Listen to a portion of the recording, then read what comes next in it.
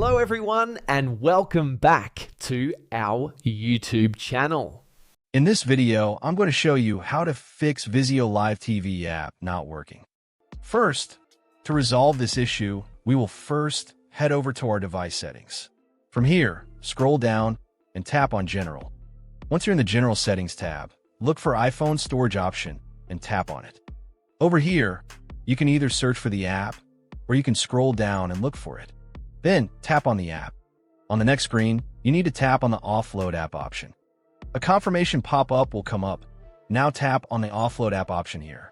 It'll take a bit for processing, and then a reinstall button will show up. Simply tap on it to reinstall the app.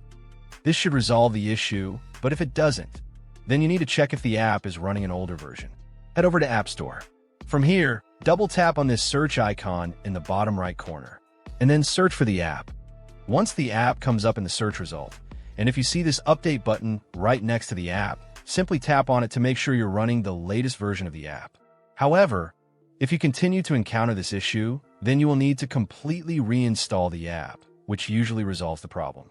Head over to this screen the way we did before, and over here, tap on the Delete App option here to uninstall the app from your device. A confirmation pop-up will come up.